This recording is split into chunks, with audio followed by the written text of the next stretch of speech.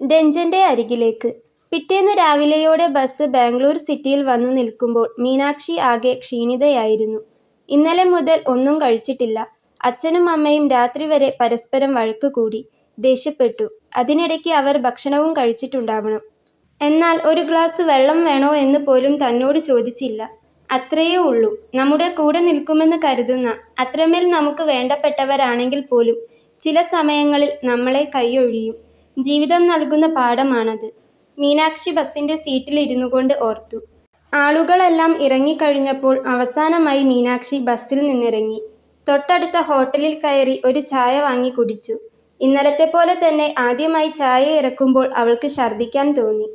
എങ്കിലും തന്റെ ജീവന്റെ നിലനിൽപ്പിനായി ഇറക്കിയേ മതിയാകൂ എന്ന് അവൾക്ക് അറിയാമായിരുന്നു. ഹോട്ടലിൽ നിന്ന് ഇറങ്ങിയ ശേഷം അവൾ ഒരു ഓട്ടോ വിളിച്ചു. അന്നത്തെ രാത്രി രഞ്ജൻ തന്റെ ബാഗിൽ വെച്ചിട്ട് പോയ കാർഡ് അവളുടെ കയ്യിലുണ്ടായിരുന്നു. അവൾ അത് ഓട്ടോക്കാരന് കാണിച്ചു കൊടുത്തു. കുറച്ചു സമയം കഴിഞ്ഞ് ടൗണിലെ തന്നെ വലിയൊരു ബിൽഡിങ്ങിന് മുന്നിലാണ് ആ ഓട്ടോ ചെന്ന് നിന്നത്. 5 നിലയുള്ള വലിയൊരു കോംപ്ലക്സ്. മീനാക്ഷി ഓട്ടോക്കാരന് ക്യാഷ് കൊടുത്തു. ആ ബിൽഡിങ്ങിന് ചുറ്റും ഒന്ന് കണ്ണോടിച്ചു. അതിന്റെ ഗേറ്റിനടുത്ത് എത്തിയപ്പോൾ സെക്യൂരിറ്റി വന്ന് അവളോട് കാര്യം തിരക്കി. രഞ്ജൻ സാറിനെ കാണാനാണെന്ന് പറഞ്ഞ് അവൾ ആ കാർഡ് കാണിച്ചു. ഓ, കുട്ടി മലയാളിയാണല്ലേ. രഞ്ജൻ സാർ ഇവിടെയില്ല, ലണ്ടനിൽ പോയതാ. എന്താ കാര്യം? സെക്യൂരിറ്റി തിരക്കി. അത് ഒന്ന് കാണേണ്ട കാര്യമുണ്ടായിരുന്നു, മീനാക്ഷി പറഞ്ഞു. ജോലിയുടെ കാര്യത്തിനാണെങ്കിൽ സാർ ഇന്നലെ വെച്ച ഇന്റർവ്യൂ ഒക്കെ അറ്റൻഡ് ചെയ്തത് മാഡമാണ്. ഏകദേശം പുതിയ വേക്കൻസികളൊക്കെ ഫില്ലായിട്ടുണ്ട്. 1-2 എണ്ണമേ ഇനി ബാക്കിയുള്ളൂ. കുട്ടി ഇന്റർവ്യൂവിന് വന്നതാണെങ്കിൽ മാഡത്തിനെ കണ്ടാൽ മതി, സെക്യൂരിറ്റി പറഞ്ഞു. മാഡമോ? അതാരാ? മീനാക്ഷി ചോദിച്ചു. രഞ്ജൻ സാറിന്റെ അമ്മ, അരുന്ധതി മാഡം. എനിക്ക് രഞ്ജൻ സാറിനെയാ കാണേണ്ടത്. എന്നാ തിരികെ വരിക? മീനാക്ഷി ചോദിച്ചു. സാറ് തിരിച്ചു വരാൻ എന്തായാലും 2 ആഴ്ചയെടുക്കും. അവരവിടെ പുതിയ ബിസിനസ് സ്റ്റാർട്ടാക്കിയിട്ടുണ്ട്. അതിന്റെ ആവശ്യങ്ങൾക്ക് വേണ്ടി പോയതാണ്. ജോലിയുടെ കാര്യത്തിനാണെങ്കിൽ മാഡത്തിനെ കണ്ടാൽ മതി. സാർ തിരികെ വരുമ്പോഴേക്കും ചിലപ്പോൾ ഉള്ള വേക്കൻസിയും ഫില്ലാവും. കുട്ടി ഒരു കാര്യം ചെയ്തോളൂ, മാഡത്തിനെ കണ്ടോളൂ. ഇന്നലെ ഇന്റർവ്യൂ എടുക്കാൻ കഴിയാത്തവർക്ക് മാഡം ഇന്ന് 10 മണിക്ക് ശേഷം ടൈം വെച്ചിട്ടുണ്ട്. അപ്പോൾ കയറി കണ്ടാൽ മതി. കുട്ടി അകത്തേക്ക് കയറിയിരുന്നോളൂ. 2nd ഫ്ലോറിലാ, സെക്യൂരിറ്റി പറഞ്ഞു. മീനാക്ഷി ഒരു നിമിഷം ഒന്ന് ആലോചിച്ചു. 2 ആഴ്ച കഴിഞ്ഞ് അയാൾ വരുന്നവരെ പിടിച്ചു നിൽക്കാനാവില്ല. അതിനുള്ള പൈസയും തന്റെ കയ്യിലില്ല. എന്തായാലും രഞ്ജന്റെ അമ്മയെ കണ്ട് കാര്യം പറയാം. അവരിത് അറിഞ്ഞിട്ട് തന്നെ കൊല്ലുന്നെങ്കിൽ കൊല്ലട്ടെ, ആട്ടിപ്പുറത്താക്കുന്നെങ്കിൽ ആക്കട്ടെ, എന്തും സഹിക്കാൻ താൻ തയ്യാറാണ്. ഒരു പക്ഷേ അവര് സഹായിക്കുകയാണെങ്കിൽ അത് തനിക്ക് വലിയൊരു രക്ഷയാകുമല്ലോ. അതുമാത്രമേ മീനാക്ഷി അപ്പോൾ ഓർത്തുള്ളൂ. സെക്യൂരിറ്റി പറഞ്ഞതു പ്രകാരം മീനാക്ഷി 2nd ഫ്ലോറിലെ ഹാളിലേക്ക് ചെന്നിരുന്നു. മീനാക്ഷി ചെന്ന് കഴിഞ്ഞു കുറച്ച് സമയം കഴിഞ്ഞപ്പോഴാണ് ഇന്റർവ്യൂവിനുള്ള മറ്റു കുട്ടികൾ എത്തിത്തുടങ്ങിയത്. അതുകൊണ്ട് തന്നെ ആദ്യ നമ്പർ മീനാക്ഷിയുടേതായിരുന്നു. അല്പസമയം കഴിഞ്ഞപ്പോൾ വരാന്തയിലൂടെ ഒരു ചെരുപ്പിന്റെ ടക് ടക് ശബ്ദം കേട്ടു. തല താഴ്ത്തിയിരിക്കുകയായിരുന്ന മീനാക്ഷി ചെരുപ്പിന്റെ ശബ്ദം കേട്ട ഭാഗത്തേക്ക് നോക്കിയപ്പോൾ സുന്ദരിയായ ഒരു സ്ത്രീ നടന്നു വരുന്നത് കണ്ടു. ചുവപ്പ് ബ്ലൗസും ക്രീം കളർ സാരിയും ഉടുത്ത് അത്യാവശ്യം ഉയരവും അത്യാവശ്യത്തിന് തടിയുമുള്ള വെളുത്ത് സുന്ദരിയായ ഒരു സ്ത്രീ. തൊട്ടടുത്തെത്തിയപ്പോഴാണ് അവർ ദൂരെ നിന്ന് കണ്ടതിലും എത്രയോ അധികം സുന്ദരിയാണെന്ന് മീനാക്ഷിക്ക് മനസ്സിലായത്. നെറ്റിയിലെ ചുവന്ന പൊട്ടും അതിനോടൊപ്പമുള്ള ചന്ദനക്കുറിയും കൂടെ കാണുമ്പോൾ തന്നെ വല്ലാത്തൊരു ഭംഗിയും ഐശ്വര്യവും അവർക്കുണ്ട്. കൂടാതെ തനി മലയാളി പകർപ്പും. അവർ ക്യാബിനകത്തേക്ക് കയറിയതും ഉള്ളിലുണ്ടായിരുന്ന പെൺകുട്ടി വന്ന് ആദ്യ നമ്പറായ മീനാക്ഷിയെ വിളിച്ചു. മീനാക്ഷിക്ക് അപ്പോൾ ഒരു പരുങ്ങലാണുണ്ടായത്. ആദ്യം തന്നെ ഇന്റർവ്യൂവിന് കയറിയിട്ട് താൻ ഇങ്ങനെയൊരു കാര്യം എങ്ങനെ പറയും? അത് അവർ എങ്ങനെ എടുക്കും? അല്പം ഭയത്തോടെയാണെങ്കിലും മീനാക്ഷി ഉള്ളിലേക്ക് കയറി. അകത്തിരിക്കുന്ന ആ സ്ത്രീ ചിരിച്ചുകൊണ്ട് അവളെ നോക്കി. ഇരിക്കൂ, അവർ അവർക്ക് മുൻപിലിട്ടിരിക്കുന്ന കസേര കാണിച്ചുകൊണ്ട് മീനാക്ഷിയോട് പറഞ്ഞു. മീനാക്ഷി ആ സീറ്റിലിരുന്നു. അവർ ബയോഡാറ്റയ്ക്ക് എന്ന വണ്ണം മീനാക്ഷിയോട് കൈനീട്ടി. പക്ഷേ മീനാക്ഷിക്ക് കൊടുക്കാൻ കയ്യിൽ ബയോഡാറ്റ ഇല്ലായിരുന്നു. മാഡം, എൻ്റെ കയ്യിലില്ല, മീനാക്ഷി പറഞ്ഞു. ബയോഡാറ്റ കൊണ്ടുവന്നില്ലേ? എന്താ കുട്ടി ഇത്? ഒരു ഇന്റർവ്യൂവിന് വരുമ്പോൾ അതല്ലേ ഏറ്റവും അത്യാവശ്യം വേണ്ടത്? അരുന്ധതി മാഡം മീനാക്ഷിയോട് ചോദിച്ചു. അത് മാഡം. മീനാക്ഷി എന്തു പറയണമെന്നറിയാതെ പരുങ്ങി. ഞാൻ ഇന്റർവ്യൂവിന് വന്നതല്ല. എനിക്ക് മാഡത്തിനോട് ഒരു കാര്യം സംസാരിക്കാനുണ്ട്. ഇന്റർവ്യൂ ഒക്കെ കഴിഞ്ഞു മാഡം ഫ്രീ ആവുന്നവരെ ഞാൻ പുറത്ത് വെയിറ്റ് ചെയ്തോളാം. ഫ്രീ ആയിട്ട് ഒന്ന് എന്നെ വിളിക്കാമോ? മീനാക്ഷി ഒരു അപേക്ഷ പോലെ കൈകൂപ്പിക്കൊണ്ട് അവരോട് പറഞ്ഞു.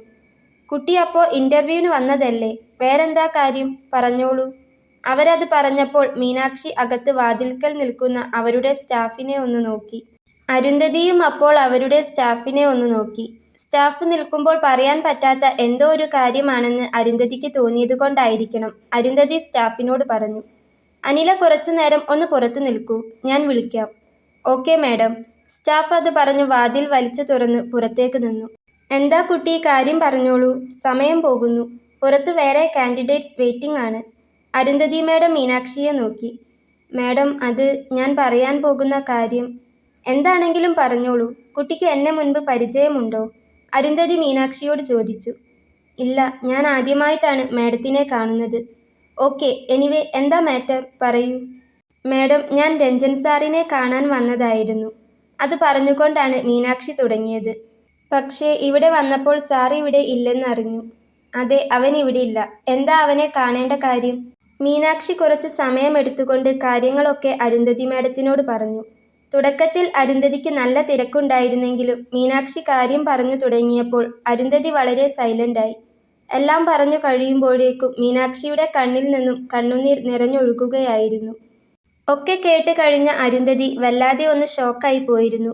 കുറച്ചുനേരം അവരാ ഇരിപ്പ് തന്നെയിരുന്നു. ശേഷം ലാൻഡ് ഫോൺ എടുത്ത് ആരെയോ വിളിച്ചു. ആ പ്രവീൺ, ഞാൻ കുറച്ച് തിരക്കിലാണ്. പുറത്ത് കുറച്ച് കാൻഡിഡേറ്റ്സ് ഇന്റർവ്യൂവിന് വന്നിട്ടുണ്ട്. പ്രവീൺ ഒന്ന് ഇന്റർവ്യൂ എടുക്കണം. അരുന്ധതി ആർക്കോ നിർദ്ദേശം നൽകി. ശേഷം കോൾ കട്ട് ചെയ്തു. മീനാക്ഷി അപ്പോൾ കരഞ്ഞുകൊണ്ട് തല താഴ്ത്തിയിരിക്കുകയായിരുന്നു. രഞ്ജന്റെ അമ്മ എങ്ങനെ പ്രതികരിക്കുമെന്ന് അവൾക്ക് ഒരു പിടിയുമില്ലായിരുന്നു. എന്നാലും എന്തും ഫേസ് ചെയ്യാൻ അവൾ ഒരുക്കമായിരുന്നു. അവരപ്പോൾ നേരെ ഫോണെടുത്ത് രഞ്ജനെ വിളിക്കുമെന്നാണ് മീനാക്ഷി പ്രതീക്ഷിച്ചത്. എന്നാൽ അങ്ങനെ ഒരു കാര്യമുണ്ടായില്ല. കുട്ടി ആ സംഭവത്തിന് ശേഷം പിന്നെ രഞ്ജനെ കണ്ടിരുന്നോ? അരുന്ധതി മാഡം അവളോട് ചോദിച്ചു. അവൾ അപ്പോൾ തലയുയർത്തി അവരെ ഒന്ന് നോക്കി. എന്നിട്ട് പറഞ്ഞു, ഇല്ല, പിന്നെ കണ്ടിട്ടില്ല. ഞാൻ നാട്ടിലായിരുന്നു. ഇന്നാ ഇവിടെ എത്തിയത്. അപ്പോഴാണ് മീനാക്ഷി അച്ഛനും അമ്മയും ദേഷ്യപ്പെട്ട കാര്യവും ഇറങ്ങി വരാനുണ്ടായ സാഹചര്യവുമൊക്കെ അവരോട് പറഞ്ഞത്.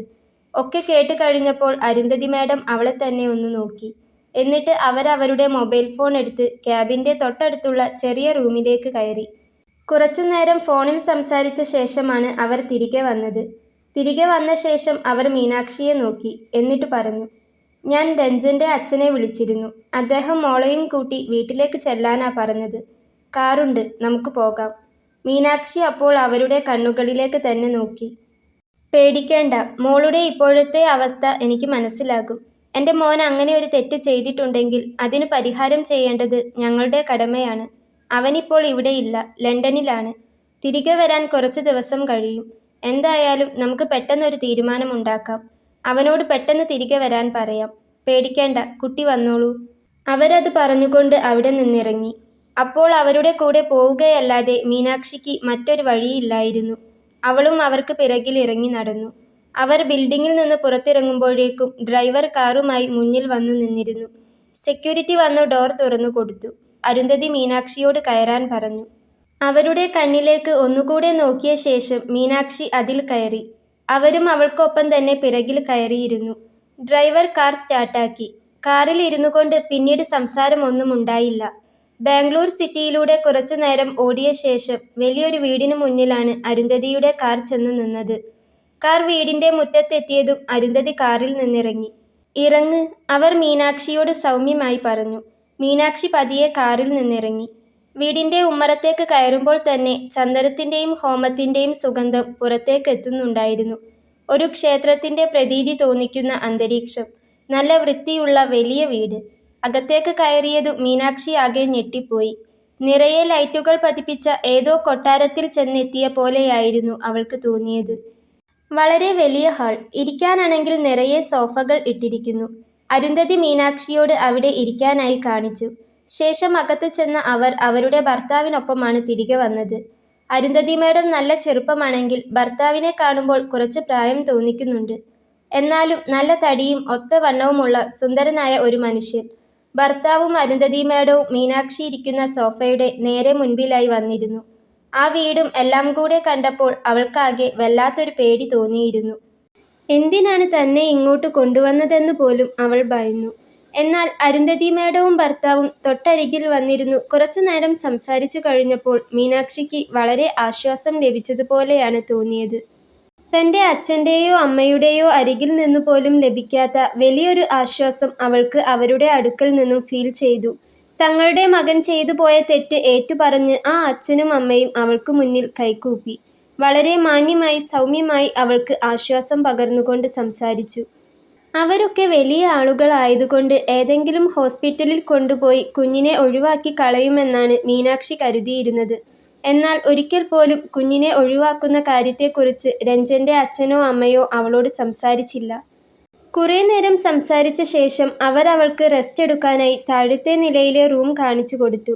ഭക്ഷണവും വെള്ളവും ഒക്കെ തരാൻ റൂമിലേക്ക് ജോലിക്കാരി വരുമെന്നും മോൾ ഇവിടെ റെസ്റ്റ് എടുത്താൽ മതിയെന്നും പറഞ്ഞു. പോയിട്ട് മറ്റ് ബിസിനസ് തിരക്കുകൾ ഉള്ളതുകൊണ്ട് തന്നെ ഒന്ന് പോയി വരാമെന്ന് പറഞ്ഞ് അല്പസമയത്തിനകം അവർ രണ്ടുപേരും അവിടെ നിന്നിറങ്ങി. കാര്യങ്ങൾ എങ്ങോട്ടാണ് പോകുന്നതെന്ന് മീനാക്ഷിക്ക് അപ്പോഴും അറിയുന്നില്ലായിരുന്നു. ആ വലിയ വീട്ടിലെ വലിയ മുറിയിൽ എന്തൊക്കെയോ ആലോചിച്ചു കൂട്ടി അവൾ അങ്ങനെ ഇരുന്നു. ജോലിക്കാരി അപ്പോൾ അങ്ങോട്ടെത്തി എന്താണ് കഴിക്കാൻ വേണ്ടത് എന്ന് ചോദിച്ചെങ്കിലും മീനാക്ഷിക്ക് ഒന്നും വേണമെന്ന് പറയാനുണ്ടായിരുന്നില്ല. അവളൊന്നും ആവശ്യപ്പെടാതെ ഇരുന്നപ്പോൾ അവരായിട്ട് തന്നെ നെയ്ദോശയും ചട്നിയും ഒക്കെ വലിയ പ്ലേറ്റിലാക്കി അവൾക്ക് റൂമിൽ കൊണ്ടുചെന്ന് നൽകി. ഒപ്പം 2 വലിയ മൊന്തയിൽ ഒന്നിൽ നിറയെ ചായയും മറ്റൊന്നിൽ പാലും ഉണ്ടായിരുന്നു. അത് കൊടുത്ത് ജോലിക്കാരി തിരികെ പോയി. തലേ ദിവസം മുതലുള്ള വിശപ്പ് കാരണം മീനാക്ഷി എണീറ്റുപോയി കൈ കഴുകി വന്നു. കുറേശ്ശെയായി ഭക്ഷണം കഴിച്ചു തുടങ്ങി. കുറച്ചു കഴിഞ്ഞ് തല വേദനിക്കുന്ന പോലെ തോന്നിയപ്പോൾ അവൾ ബാത്റൂമിൽ കയറി ഒന്ന് തല നനച്ചു. കുളി കഴിഞ്ഞു പുറത്തേക്ക് വരുമ്പോൾ വാതിലിൽ ആരോ തട്ടുന്നുണ്ടായിരുന്നു. മീനാക്ഷി വാതിൽ തുറന്നു നോക്കിയപ്പോൾ ചിരിച്ചുകൊണ്ട് നിൽക്കുന്ന ഒരു സ്ത്രീയെ കണ്ടു. ഹലോ മീനാക്ഷി, ഞാൻ ഡോക്ടർ വിമല സദാനന്ദൻ, ഗൈനക്കോളജിസ്റ്റാണ്. കുട്ടി ഇരിക്കൂ. അവരത് പറഞ്ഞപ്പോൾ മീനാക്ഷി വന്നു കട്ടിലിൽ ഇരുന്നു. കുഞ്ഞിനെ ഒഴിവാക്കി കളയാനായി അവർ ഡോക്ടറെ കൊണ്ടുവന്നതാണെന്ന് മീനാക്ഷിക്ക് മനസ്സിലായി. ഡോക്ടർ മീനാക്ഷിയുടെ ബിപിയും കാര്യങ്ങളുമെല്ലാം പരിശോധിച്ചു. ഒരു നേഴ്സും അവരുടെ കൂടെ വന്നിട്ടുണ്ടായിരുന്നു. നേഴ്സ് ടെസ്റ്റ് ചെയ്യാനായി അവളുടെ ബ്ലഡ് എടുത്തു. ബിപി കുറച്ച് കൂടുതലാണ്, ടെൻഷൻ കുറയ്ക്കണം കേട്ടോ, ഡോക്ടർ മീനാക്ഷിയോട് പറഞ്ഞു. പരിശോധനയൊക്കെ കഴിഞ്ഞ് തിരികെ പോകുമ്പോൾ ഡോക്ടർ ഒരു പൊതി അവൾക്ക് നീട്ടിക്കൊണ്ട് പറഞ്ഞു. ദേ, ഈ മരുന്ന് സമയത്തിന് കഴിക്കണം. എന്തെങ്കിലും ബുദ്ധിമുട്ടുണ്ടെങ്കിൽ വിളിക്കണം. നാളെയോ മറ്റന്നാളോ ആയിട്ട് സ്കാനിങ്ങും കാര്യങ്ങളും ചെയ്യാം. ഞാൻ അരുന്ധതിയോട് പറഞ്ഞിട്ടുണ്ട്. നാളെ വരാമെന്നാണ് അരുന്ധതി പറഞ്ഞത്. ചെക്കപ്പ് ഒക്കെ അവിടെ നിന്ന് ചെയ്യാം. ബാക്കി കാര്യങ്ങളൊക്കെ ഞാൻ ഇവിടെ വന്ന് നോക്കിക്കോളാം. പേടിക്കണ്ട, എന്ത് ആവശ്യമുണ്ടെങ്കിലും വിളിച്ചാൽ മതി. ഞാൻ വെറുമൊരു ഡോക്ടർ മാത്രമല്ല, അരുന്ധതിയുടെ ക്ലോസ് ഫ്രണ്ട് കൂടിയാണ്. മീനാക്ഷി, നന്നായിട്ട് ഭക്ഷണം കഴിക്കണം കേട്ടോ. ഈ സമയത്ത് ഛർദിയും മറ്റു പ്രശ്നങ്ങളും ഒക്കെ കാണും. എന്നാലും നമ്മൾ അതിനെ മറികടന്ന് ഭക്ഷണം കഴിച്ചേ ഒക്കൂ. ശരി എന്നു പറഞ്ഞ് ചിരിച്ചുകൊണ്ട് ഡോക്ടർ റൂമിൽ നിന്നിറങ്ങി. മീനാക്ഷിക്ക് ആകെ ഒരു ഞെട്ടലായിരുന്നു അപ്പോൾ. അവൾ ഡോക്ടർ തന്ന മരുന്ന് പാക്കറ്റ് പൊട്ടിച്ചു നോക്കി. അതിൽ വൈറ്റമിൻ ടാബ്ലറ്റ്സ് മാത്രമായിരുന്നു ഉണ്ടായിരുന്നത്. അവര് കുഞ്ഞിനെ ഒഴിവാക്കാൻ ഡോക്ടറെ കൊണ്ടുവന്നതാണെന്നാണ് അവൾ കരുതിയത്. പക്ഷേ അവർ ഈ പ്രഗ്നൻസി കണ്ടിന്യൂ ചെയ്യാനാണോ തീരുമാനിച്ചിരിക്കുന്നത് എന്ന് തോന്നിയപ്പോൾ അവൾക്ക് പെട്ടെന്ന് ഒരു വിറയലാണ് ഉണ്ടായത്. സന്തോഷമാണോ സങ്കടമാണോ എന്നറിയില്ല. തന്നെ ഉപദ്രവിച്ച ഒരാളുടെ കുഞ്ഞ് വയറ്റിലുണ്ടെന്നറിഞ്ഞപ്പോൾ അതിനെ എങ്ങനെ ഒഴിവാക്കാമെന്നാണ് ആദ്യം ചിന്തിച്ചത്. എങ്കിലും 3 മാസത്തോളം എത്തിയ ജീവനാണ്. തൻ്റെ തെറ്റുകൊണ്ട് തന്നെ ഗർഭിണിയാണെന്ന് അറിയാനും വൈകി. അതിനെ കൊന്നുകളയാൻ വിഷമമുണ്ടായിരുന്നെങ്കിലും അതല്ലാതെ തന്നെപ്പോലൊരു പെൺകുട്ടിക്ക് മറ്റൊരു വഴിയില്ല എന്ന് അവൾക്കറിയാമായിരുന്നു. ഒരു വഴിയും ഇല്ലാതായപ്പോഴാണ് അവൾ രഞ്ജനെ തേടി വന്നത്. അങ്ങനെ ഇപ്പോൾ ഇതാ രഞ്ജന്റെ വീട്ടിൽ ഇരിക്കുന്നു. ഡോക്ടർ വന്നു നോക്കിയിട്ട് പോകുന്നു. അച്ഛനും അമ്മയും ഈ പ്രഗ്നൻസി ഏറ്റെടുക്കാൻ തീരുമാനിച്ചിരിക്കുമോ? എന്തൊക്കെയാണ് നടക്കുന്നതെന്ന് അവൾക്കൊരു ധാരണയും ഇല്ലായിരുന്നു. മുന്നോട്ടിനി എന്ത് സംഭവിക്കുമെന്നും അറിയില്ലായിരുന്നു. പക്ഷേ എല്ലാം നഷ്ടപ്പെട്ട ഒരു പെണ്ണിന്റെ നിസ്സഹായ അവസ്ഥയിൽ, ആരും തുണയില്ലാത്ത ഒരു പെൺകുട്ടിയുടെ സാഹചര്യത്തിൽ ഇപ്പോൾ രഞ്ജന്റെ അച്ഛനും അമ്മയും പറയുന്നത് കേൾക്കുകയേ അവൾക്ക് നിവൃത്തിയുണ്ടായിരുന്നുള്ളൂ. മീനാക്ഷി മെല്ലെ അവളുടെ വയറ്റിലൊന്ന് കൈവച്ച് നോക്കി. ഒരുത്തന്റെ ക്രൂരതയുടെ ഫലം കൊണ്ട് കിട്ടിയതാണ്. പക്ഷേ ആ ആളുടെ അച്ഛനും അമ്മയും എത്ര നല്ല മനുഷ്യരാണ്. അവരുടെ മകന്റെ പാപത്തിന്റെ ഫലം അവർ ഇരു കൈയും നീട്ടി സ്വീകരിക്കാൻ പോവുകയാണെന്ന് തോന്നുന്നു. കോടികളുടെ സ്വത്തുക്കൾ ഉണ്ടായിട്ടും അതിൻ്റെ ഒന്നും ഒരു അഹങ്കാരവും കാണിക്കാതെ ഇന്ന് ആ അച്ഛൻ തനിക്ക് മുന്നിൽ കൈകൂപ്പി മാപ്പ് ചോദിച്ചു.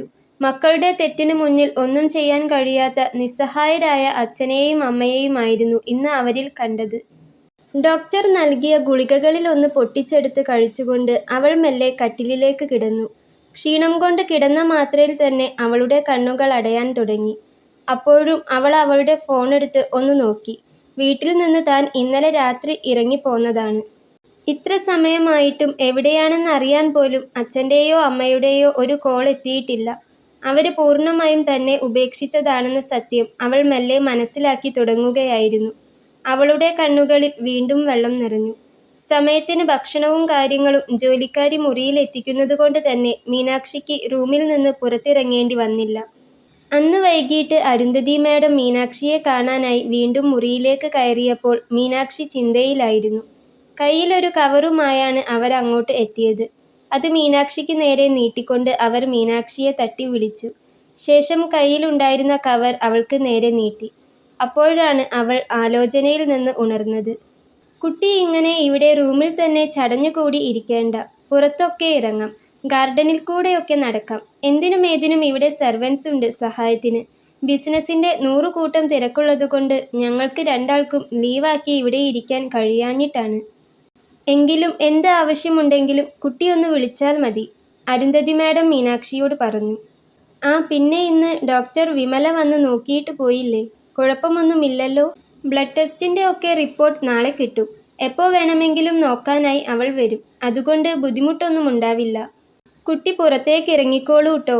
ഡൈനിങ് ഹാളിൽ ഇരിക്കാം. TV കാണുകയോ സെർവൻസിനോട് സംസാരിക്കുകയോ ഒക്കെ ചെയ്യാം. ഞാനൊന്ന് പോയി കുളിച്ചിട്ട് വരാം. അരുന്ധതി മാഡം അത് പറഞ്ഞുകൊണ്ട് മീനാക്ഷിയെ നോക്കി. മീനാക്ഷി അപ്പോൾ അവരെ തന്നെ നോക്കി നിൽക്കുകയായിരുന്നു. അരുന്ധതി മാഡം അപ്പോൾ അവളെ നോക്കി ചിരിച്ചു.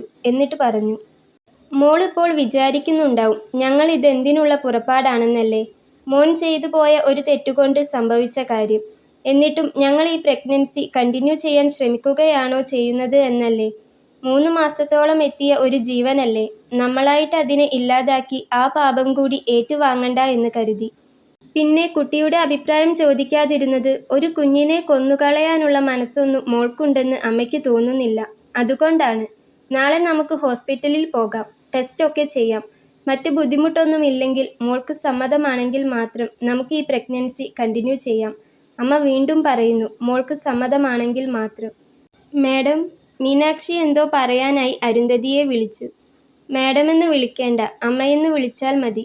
ഒരമ്മയുടെ സ്ഥാനത്ത് നിന്നുകൊണ്ടാണ് ഞാൻ മോളോട് സംസാരിക്കുന്നത്. മോൾക്ക് എന്നെ അങ്ങനെ കാണാൻ കഴിയുമെങ്കിൽ അങ്ങനെ വിളിച്ച് ശീലിച്ചോളൂ. എനിക്ക് പെൺകുട്ടികളായിട്ട് ആരുമില്ല. ഒരു പെൺകുട്ടി ഉണ്ടാവാൻ ഏറെ കൊതിച്ചിരുന്നു. അങ്ങനെ ഒരാളെ കിട്ടിയതുമില്ല. മോൾ ഇന്ന് എന്നെ കാണാൻ വരുന്നതിന് മുൻപ്, അതായത് ഇന്ന് പുലർച്ചെ അമ്മ ഒരു സ്വപ്നം കണ്ടിരുന്നു. ഒരു ചെറിയൊരു കുഞ്ഞുകുട്ടി. രഞ്ജന്റെ കുഞ്ഞാണ്, പെൺകുട്ടിയാണ്. ആ കുഞ്ഞ് ഈ വീട്ടിലൂടെ ഓടിക്കളിക്കുന്നതും ഞങ്ങൾ രണ്ടുപേരും അതിനെ കൊഞ്ചിക്കുന്നതുമെല്ലാം അമ്മ സ്വപ്നത്തിൽ കണ്ടിരുന്നു. നേരം വെളുത്തപ്പോൾ ഞാനത് അച്ഛനോട് പറയുകയും ചെയ്തിരുന്നു. ഒരുപക്ഷെ അവന്റെ വിവാഹമൊക്കെ കഴിഞ്ഞ് ഒരു കുഞ്ഞുണ്ടാകുമ്പോൾ അത് പെൺകുഞ്ഞായിരിക്കുമെന്ന് അമ്മ കരുതി. കുറേ സമയം ആ കുഞ്ഞിനെ കണ്ടതുകൊണ്ടായിരിക്കണം ഇന്ന് മോള് വന്ന് ഈ കാര്യം പറഞ്ഞപ്പോൾ അമ്മ ആകെ ഇമോഷണലായി. എന്തായാലും അമ്മ വീണ്ടും പറയുന്നു, രഞ്ജനുമായി സംസാരിച്ച ശേഷം മോൾക്കും കൂടി സമ്മതമാണെങ്കിൽ നമുക്കിത് കണ്ടിന്യൂ ചെയ്തൂടെ? അമ്മ നിർബന്ധിക്കുകയല്ല, മോളുടെ ജീവിതമാണ്. എല്ലാം അമ്മയ്ക്കറിയാം. എന്നാലും അവർ പറഞ്ഞു വന്നത് നിർത്തി. എന്നിട്ട് വീണ്ടും തുടർന്നു, ഞാൻ അവനെ വിളിച്ചു അത്യാവശ്യമായി ഇങ്ങോട്ട് വരാൻ പറഞ്ഞിട്ടുണ്ട്. നാളെ തന്നെ അവൻ എന്തായാലും ഇവിടെ എത്തും.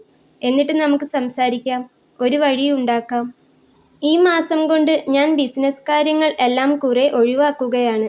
കുറേ കാലമായി ബിസിനസിന്റെ പുറകെ ഓടി ജീവിതത്തിന്റെ 3/4 ഭാഗവും അങ്ങ് പോയി. ഇനി ബാക്കി കാര്യങ്ങളെല്ലാം രഞ്ജനയും സ്റ്റാഫിനെയും ഒക്കെ ഏൽപ്പിച്ച് കുറച്ചുനാൾ റെസ്റ്റ് എടുക്കാൻ പോവുകയാണ്. അതുകൊണ്ട് കുറച്ച് ദിവസത്തെ തിരക്കുകൂടിയുണ്ട്.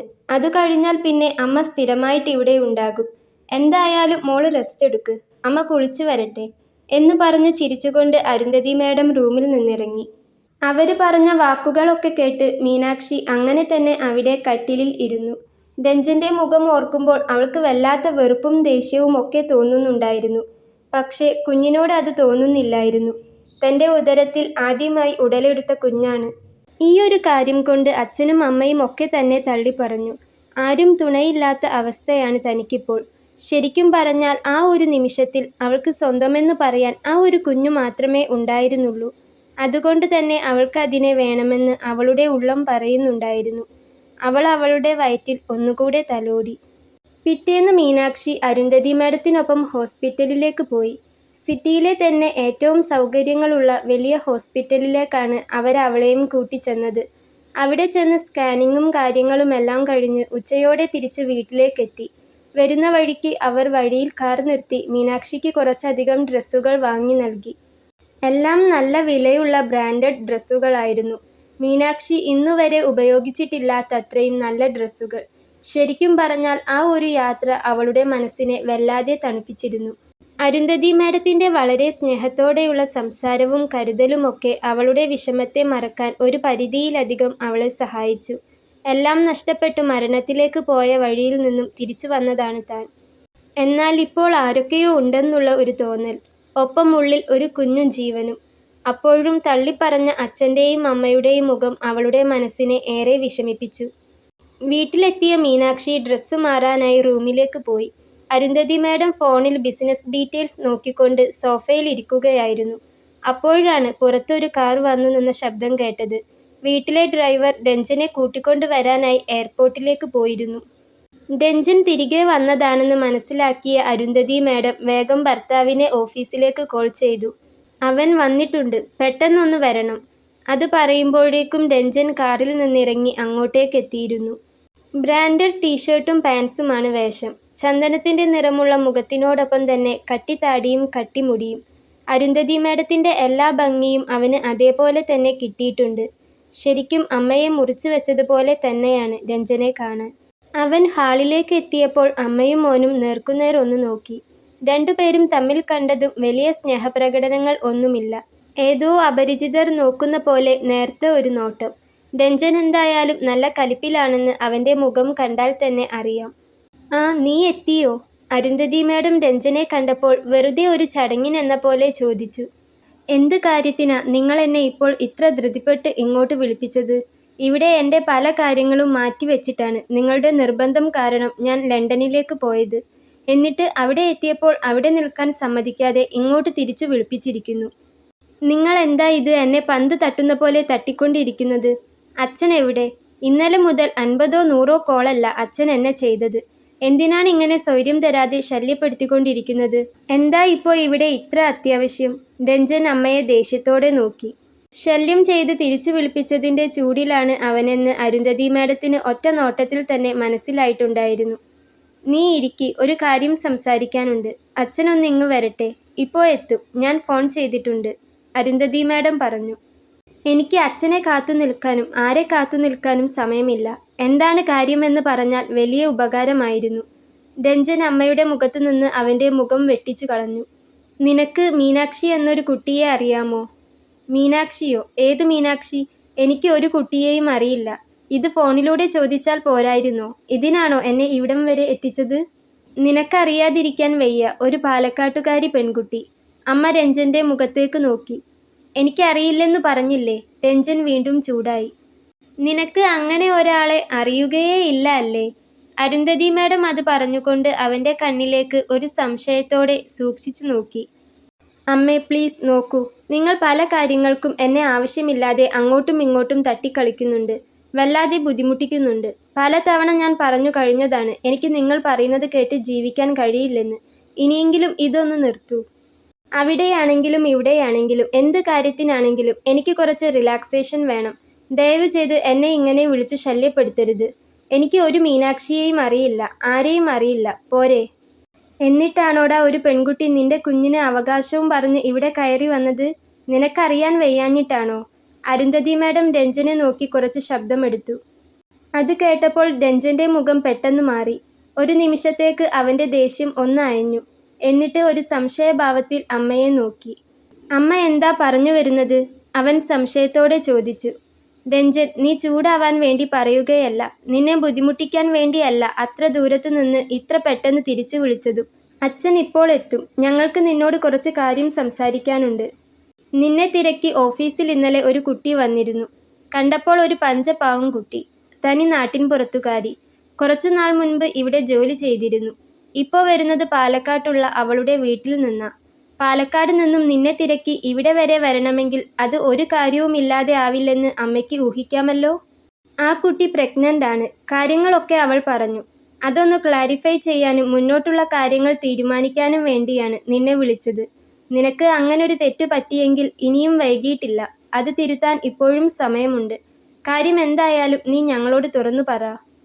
അരുന്ധതി മാഡം രഞ്ജനോട് ചോദിച്ചുകൊണ്ടിരുന്നു. മീനാക്ഷി എന്ന പേര് കേട്ടപ്പോൾ ആദ്യം മനസ്സിലായില്ലെങ്കിലും പിന്നീട് അരുന്ധതി മാഡം കാര്യം പറഞ്ഞപ്പോൾ രഞ്ജന്റെ മുഖത്ത് വലിയൊരു മാറ്റം പ്രകടമായിരുന്നു. പക്ഷേ അമ്മയുടെ മുൻപിൽ തൻ്റെ തെറ്റു സമ്മതിച്ചു കൊടുക്കാതിരിക്കാൻ വേണ്ടി അവൻ കൂടുതൽ ദേഷ്യപ്പെടുകയായിരുന്നു. എനിക്ക് ആരെയും അറിയില്ലെന്ന് പറഞ്ഞില്ലേ? ഒരു മീനാക്ഷിയെയും അറിയില്ല. ഞാനിവിടെ നിങ്ങളുടെ താളത്തിനൊത്ത് തുള്ളാൻ നിൽക്കുകയല്ല. അതേസമയം ഡൈനിങ് ഹാളിൽ രഞ്ജനും അരുന്ധതി മാഡവും തമ്മിൽ എന്തൊക്കെയോ സംസാരം നടക്കുന്നത് മീനാക്ഷിക്ക് റൂമിലേക്ക് കേൾക്കാമായിരുന്നു. അവൾ ഒരു പേടിയോടെ തന്നെ അകത്തെ കട്ടിലിൽ അമർന്നിരുന്നു. രഞ്ജൻ, അച്ഛൻ വരട്ടെ, എന്നിട്ട് സംസാരിക്കാം. ആദ്യം നീ നിന്റെ ദേഷ്യം ഒന്ന് നിർത്ത്. ആ കുട്ടി ഇവിടെ റൂമിലുണ്ട്. ഇന്നലെ നിന്നെ തിരക്കി വന്നതാ. ഞങ്ങൾ അവളെ ഇവിടെ താമസിപ്പിച്ചു. മുൻപോട്ട് ഇനി എന്ത് ചെയ്യണം അത് ചോദിക്കാനാണ് നിന്നെ വിളിപ്പിച്ചത്, അരുന്ധതി മാഡം പറഞ്ഞു. ഓ അത് ശരി. അപ്പോൾ രണ്ടാളും കൂടി ഇവിടെ കയറ്റി പൊറുപ്പിക്കാനൊക്കെ തുടങ്ങിയല്ലേ? നിങ്ങൾക്കൊന്നും ഇത്ര വിവരമില്ലേ? ഏതോ അവളുമാര് പണം തട്ടാൻ വേണ്ടി ഇല്ലാത്ത കഥയുമായിട്ട് വന്നോളും. അതിന് കൂട്ടുപിടിക്കാൻ നിങ്ങളും. അങ്ങനെ ആരെങ്കിലും കയറി വന്നിട്ടുണ്ടെങ്കിൽ ഇറക്കി വിടുകയായിരുന്നു ആദ്യം ചെയ്യേണ്ടത്. അല്ലാതെ എന്നെ ലണ്ടനിൽ നിന്ന് ഇങ്ങോട്ട് വിളിച്ചു വരുത്തി നിങ്ങളുടെ കഥാപ്രസംഗം കേൾപ്പിക്കുകയല്ല ചെയ്യേണ്ടത്. എവിടെ അവള്? ഏത് റൂമിലാ? രഞ്ജൻ അമ്മയോട് ചോദിച്ചു. ഇവിടെയാ. അരുന്ധതി മാഡം ഡൈനിങ് ഏരിയയോട് അടുത്തുള്ള ഗസ്റ്റ് റൂം ചൂണ്ടിക്കാണിച്ചു. ഞാനൊന്ന് കാണട്ടെ എന്ന് പറഞ്ഞ് രഞ്ജൻ അവിടേക്ക് നടന്നു. അവൻ റൂമിന്റെ വാതിൽക്കലെത്തി വാതിൽപ്പിടിയിൽ പിടിച്ച് ചെറുതായൊന്ന് തള്ളിയപ്പോഴേക്കും വാതിൽ തുറന്നു പോയിരുന്നു. രഞ്ജന്റെ മുഖത്താകെ കലിപ്പായിരുന്നു അപ്പോൾ. അമ്മ ചോദ്യം ചെയ്തതിന്റെ ദേഷ്യം. വാതിൽ തുറന്നു വന്ന രഞ്ജനെ കണ്ടതും കട്ടിലിൽ ഇരിക്കുകയായിരുന്ന മീനാക്ഷി പേടികൊണ്ട് വേഗം എഴുന്നേറ്റ് പോയി. ദേഷ്യഭാവത്തിൽ മുറിയിലേക്ക് കയറിയ രഞ്ജൻ പേടിയോടെ എഴുന്നേറ്റ് നിൽക്കുന്ന മീനാക്ഷിയെ കണ്ടതും ഒന്ന് അവിടെ സ്റ്റോപ്പായി. കരഞ്ഞു കലങ്ങിയ കണ്ണുകളും അത്രമേൽ നിസ്സഹായതയോടും ദയനീയാവസ്ഥയോടും കൂടി കട്ടിലിനോരം ചേർന്നുള്ള അവളുടെ ആ നിൽപ്പും കണ്ടപ്പോൾ വളരെ ദേഷ്യത്തിൽ വന്നിരുന്ന രഞ്ജൻ പെട്ടെന്നൊരു നിമിഷം ദയയോടെ അവളെ നോക്കിപ്പോയി. എന്തൊക്കെയോ ചോദിക്കാനും പിടിച്ചു പുറത്താക്കാനും വന്നതായിരുന്നു അവനെങ്കിലും മീനാക്ഷിയെ കണ്ടപ്പോൾ അവനാകെ അങ്ങ് മാറുകയായിരുന്നു. അവളോട് എന്തോ പറയണമെന്നുണ്ടായിരുന്നു അവന്. പക്ഷേ വാക്കുകൾ പുറത്തേക്ക് വരാത്ത പോലൊരവസ്ഥ. ദേഷ്യപ്പെടാൻ കഴിയാത്ത പോലെ, ചീത്ത പറയാൻ കഴിയാത്ത പോലെ. അവൻ അവളുടെ മുഖത്തേക്ക് തന്നെ നോക്കി അങ്ങനെ നിന്നു. അന്നത്തെ ആ ബർത്ത്ഡേ പാർട്ടിയുടെ രാത്രി രഞ്ജന്റെ മനസ്സിലുമുണ്ടായിരുന്നു. മീനാക്ഷിയെ താൻ കളങ്കപ്പെടുത്തിയതും ഉപയോഗിച്ചു കഴിഞ്ഞു ബാഗിൽ ക്യാഷും കാർഡും വെച്ച് കൊടുത്തതുമൊക്കെ അവന്റെ മനസ്സിൽ തെളിഞ്ഞു വന്നു. അന്ന് സ്വയരക്ഷയ്ക്കായി തൻ്റെ മുന്നിൽ പൊട്ടിക്കരഞ്ഞ പെൺകുട്ടി. അവളെ വീണ്ടും അവിടെ കണ്ടപ്പോൾ എന്തോ ദേഷ്യപ്പെടാൻ കഴിയാത്ത വണ്ണം അവൻ്റെ നാവ് നിശ്ചലമായി പോയിരുന്നു. ഉള്ളിൻ്റെ ഉള്ളിൽ എവിടെയോ ആ പെൺകുട്ടിയോട് വല്ലാത്തൊരു ഇഷ്ടം തോന്നുന്ന പോലെ. ഒന്നും പറയാതെ അവൻ റൂമിൽ നിന്ന് തിരിഞ്ഞു നടന്നു. മീനാക്ഷി അവിടെ അങ്ങനെ തന്നെ നിന്നു. രഞ്ജൻ നേരെ ഹാളിലേക്ക് ചെന്നു. അമ്മയോടൊന്നും പറയാതെ മുകളിലെ അവൻ്റെ റൂമിലേക്ക് പോകാനായി സ്റ്റെയർ കയറി. രഞ്ജൻ, നീ എന്താ ഒന്നും പറയാതെ കയറി പോകുന്നത്? നിനക്ക് ആ കുട്ടിയെ അറിയില്ലേ? അരുന്ധതി മാഡം അവനെ പുറകിൽ നിന്ന് വിളിച്ചു. 2 സ്റ്റെപ്പ് കയറിയ രഞ്ജൻ കയറിയ ഇടത്തു തന്നെ നിന്നു. എന്നിട്ട് തിരിഞ്ഞു നിന്ന് അമ്മയോട് പറഞ്ഞു. അറിയാം. അപ്പോൾ അവളുടെ വയറ്റിൽ വളരുന്നത് നിന്റെ കുഞ്ഞാണെന്നും നിനക്കറിയാം അല്ലേ? അരുന്ധതി മാഡം ചോദിച്ചപ്പോൾ രഞ്ജന് മറുപടി ഉണ്ടായിരുന്നില്ല. അവരപ്പോൾ സ്റ്റെയറിനടുത്തേക്ക് ചെന്നു. എന്നിട്ട് പറഞ്ഞു. എടാ, അതൊരു പാവം കുട്ടിയാണ്. നീ അവളോട് ചെയ്തത് വലിയൊരു പാപമായി പോയി. നിനക്ക് എങ്ങനെ ഇതിന് കഴിഞ്ഞു എന്ന് ഞാൻ ചോദിക്കുന്നില്ല. എന്തായാലും ഒരിക്കലും സംഭവിക്കാൻ പാടില്ലാത്തത് സംഭവിച്ചു. ഇനി അതിൻ്റെ ബാക്കി നോക്കണം. അതിനാരുമില്ലടാ. ഈ ഒരു കാര്യം കൊണ്ട് അതിൻ്റെ അച്ഛനും അമ്മയും ഒക്കെ അതിനെ കൈയൊഴിഞ്ഞു. ഇനി നമ്മളുകൂടി കൈവിട്ടാൽ ആത്മഹത്യയല്ലാതെ ആ പാവത്തിന് മറ്റൊരു വഴിയില്ല. അങ്ങനൊരു ശാപം നിന്റെ തലയിൽ വരരുത്. നിന്റെ മാത്രമല്ല, നമ്മുടെ കുടുംബത്തിൻ്റെ തലയിലും വരരുത്. ഞാൻ ഇന്ന് അവളെയും കൂട്ടി ഹോസ്പിറ്റലിൽ പോയി സ്കാൻ ചെയ്തിരുന്നു. കുഞ്ഞിന് 3 മാസത്തോളം വളർച്ചയുണ്ട്. മറ്റു കുഴപ്പങ്ങൾ ഒന്നുമില്ല. ഞാൻ പറഞ്ഞല്ലോ, നീ ചെയ്തു പോയത് വലിയൊരു തെറ്റാണെന്ന് നിനക്കും എനിക്കും നന്നായി അറിയാം. ഒരിക്കലും ഒരു പെൺകുട്ടിയോട് ആരും ചെയ്യാൻ പാടില്ലാത്തത്. പക്ഷേ ആ തെറ്റ് നമുക്ക് ഇവിടെ വെച്ച് തിരുത്തിക്കൂടെ? ഈ പ്രഗ്നൻസി നമുക്ക് കണ്ടിന്യൂ ചെയ്തൂടെ? നിനക്ക് അവളെ നിന്റെ ഭാര്യയായിട്ട് സ്വീകരിച്ചുകൂടെ? അമ്മ മറയൊന്നുമില്ലാതെ നേരിട്ട് അത് ചോദിച്ചപ്പോൾ രഞ്ജനാകെ ഒന്ന് വല്ലാതെയായി. എന്തോ മീനാക്ഷിയുടെ മുഖം കണ്ടപ്പോൾ തന്നെ അവൻ്റെ ഉള്ളം ആകെ കലങ്ങിയിരുന്നു. അതിനൊപ്പം അമ്മയുടെ ആ ചോദ്യം കൂടെ വന്നപ്പോൾ എന്ത് ഉത്തരം പറയണമെന്ന് അവനറിയുന്നുണ്ടായിരുന്നില്ല. "ആ കുട്ടി ഇവിടെ താമസിച്ചോട്ടെ അല്ലേ?" അരുന്ധതി മാഡം വീണ്ടും ചോദിച്ചു. ഒരു നിമിഷം മറുപടിയില്ലാതെ നിന്ന ശേഷം സമ്മതമെന്ന പോലെ രഞ്ജൻ ഒന്ന് മൂളി. പിന്നെ ഒന്നും പറയാതെ മുകളിലേക്ക് സ്റ്റെപ്പ് കയറിപ്പോയി. അവൻ്റെ ആ മൂളൽ മാത്രം മതിയായിരുന്നു അവർക്ക്. രഞ്ജൻ പോയി കഴിഞ്ഞപ്പോൾ അരുന്ധതി മാഡം തിരികെ വന്ന് സോഫയിലിരുന്നു.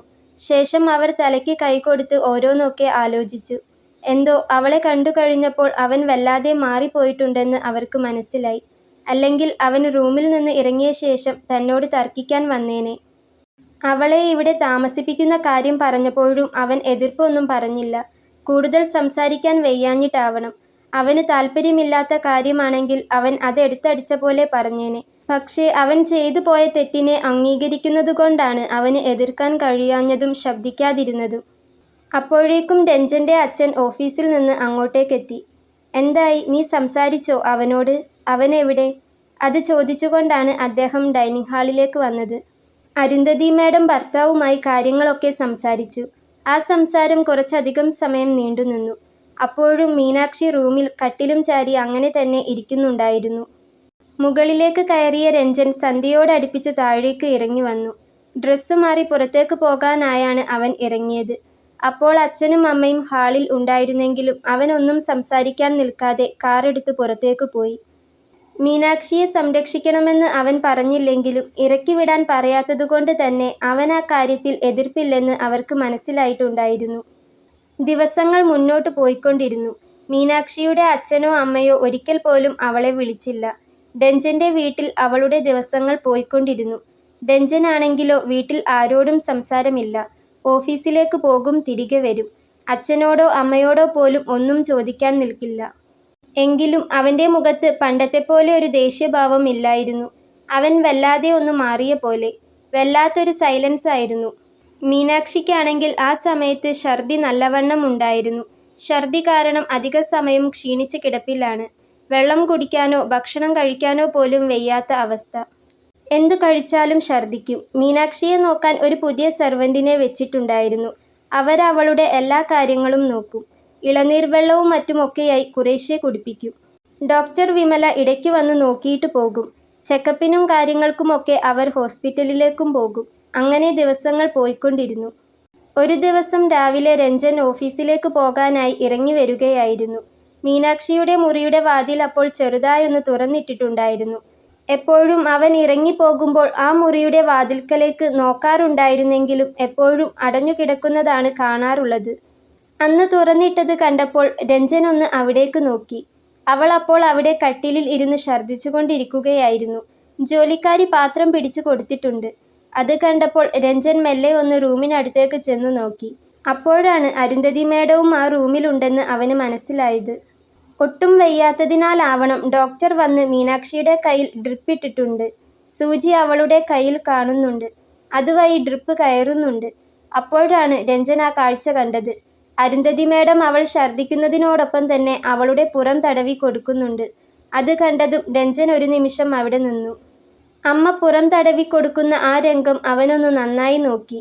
കുറച്ചു നേരം അത് നോക്കി നിന്ന ശേഷം കാറിൻ്റെ കീയുമായി അവൻ പുറത്തേക്കിറങ്ങി. അത് കണ്ടുകൊണ്ട് വീടിൻ്റെ ഉമ്മറത്ത് എത്തിയപ്പോഴേക്കും രഞ്ജൻ്റെ കണ്ണിൽ ചെറുതായി വെള്ളം നിറഞ്ഞിരുന്നു. മീനാക്ഷിയുടെ വയ്യാത്ത അവസ്ഥ കണ്ടതുകൊണ്ട് തന്നെയായിരുന്നു അവൻ്റെ കണ്ണ് കലങ്ങിയത്. ശരിക്കും അവൻ്റെ ഉള്ളിൽ അവളോട് വല്ലാത്ത സ്നേഹമുണ്ടായിരുന്നു. ചെയ്തു പോയ തെറ്റ് ഓർത്തുള്ള സഹതാപവും. പക്ഷേ അത് എങ്ങനെ പ്രകടിപ്പിക്കണമെന്നോ എന്ത് ചെയ്യണമെന്നോ അവളോട് എങ്ങനെ സംസാരിക്കണമെന്നോ അവന് അറിയില്ലായിരുന്നു. കണ്ണു തുടച്ചുകൊണ്ട് അവൻ കാർ സ്റ്റാർട്ടാക്കി പുറത്തേക്ക് പോയി.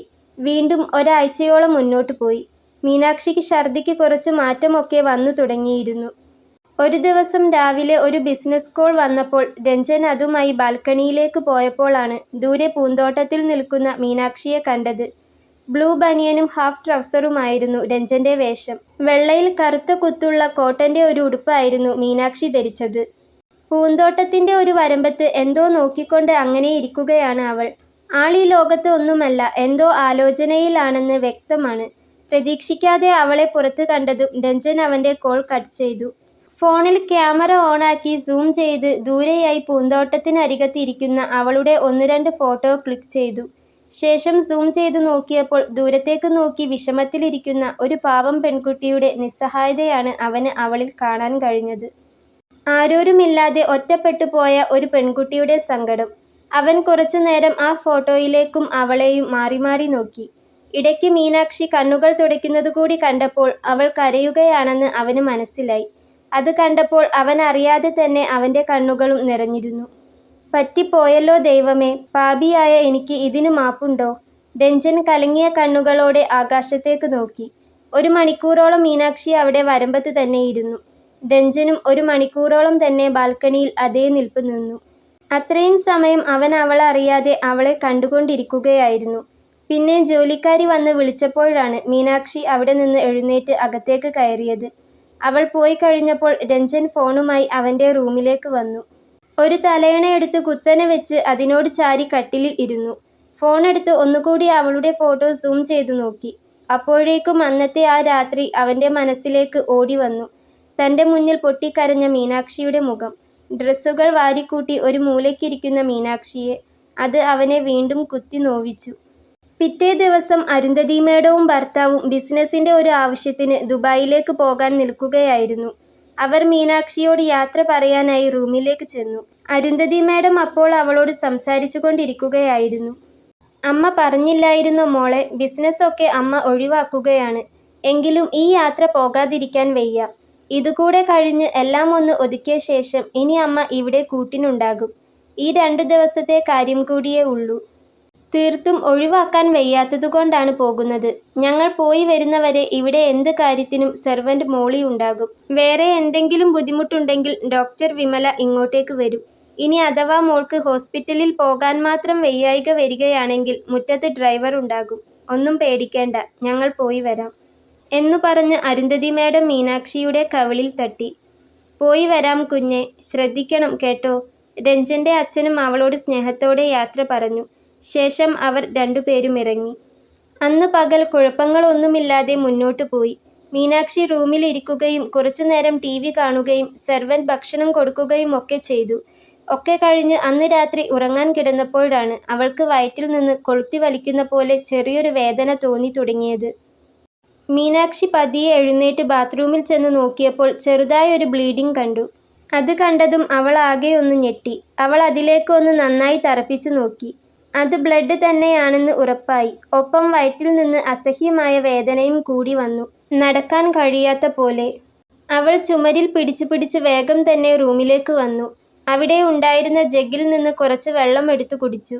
പക്ഷേ വയറ്റിൽ നിന്ന് വേദന കൂടി വരികയായിരുന്നു. അവൾ വേഗം കട്ടിലിൽ ഉണ്ടായിരുന്ന ഫോണെടുത്ത് ജോലിക്കാരിയെ വിളിച്ചു.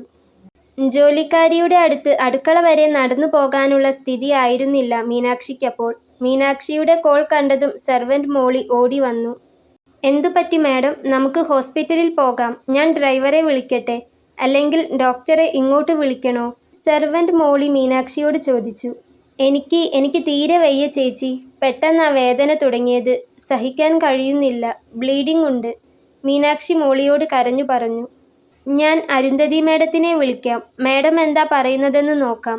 മോളി അത് പറഞ്ഞ് അരുന്ധതി മേഡത്തിനെ ഡയൽ ചെയ്യാൻ പോകുമ്പോഴാണ് പുറത്ത് കോളിംഗ് ബെൽ കേട്ടത്. ആരോ വന്നു. 1 മിനിറ്റ്, ഞാനൊന്ന് നോക്കട്ടെ എന്ന് പറഞ്ഞ് മോളി ഫോണുമായി വാതിൽക്കലേക്ക് ഓടിച്ചെന്നു. അത് രഞ്ജൻ ഓഫീസിൽ നിന്നും ജോലി കഴിഞ്ഞുള്ള വരവായിരുന്നു.